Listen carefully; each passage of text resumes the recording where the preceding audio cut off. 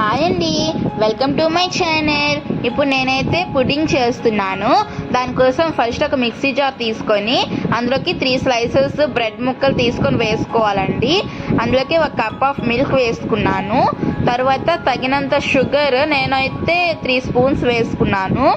తర్వాత vanilla essence వేసుకున్నా. తర్వాత 1 ఎగ్ అయితే పగలగొట్టుకున్న వేసుకున్నానండి. వేసుకున్నాక మంచిగా మిక్సీ చేసుకున్నాను. థిక్ మిల్క్ షేక్ ఉంటుంది కదా, అలా మిక్సీ చేసుకోవాలి. మిక్సీ చేసుకున్నాక 1 స్పూన్తో అయితే నేను షుగర్ వేసి క్యారమెల్ చేసుకున్నాను. ఆ క్యారమెల్ ఏమంటే నేను ఒక బౌల్లో షిఫ్ట్ చేసుకున్నాను. అందులోకి థిక్ కన్సిస్టెన్సీ ప్యూరీ వచ్చింది కదా, అది అందులోకి వేసుకున్నానండి. వేసుకున్న తర్వాత ఇడ్లీ ఎలా అయితే మనము స్టీమ్ చేస్తామో అలాగా దీన్ని కూడా స్టీమ్ చేయాలి. స్టీమ్ చేస్తే పుడ్డింగ్ అయితే షేప్ వచ్చింది, కలర్ వచ్చింది, చూడడానికి అయితే సేమ్ అలానే ఉంది. జెన్యున్గా చెప్పాలంటే టేస్ట్ అయితే నాకు అస్సలు నచ్చలేదు. మా డుడ్డు అయితే హాఫ్ తిన్నాడు అందులోని. నాకైతే అస్సలు నచ్చలేదండి, జెన్యున్గా చెప్తున్నా.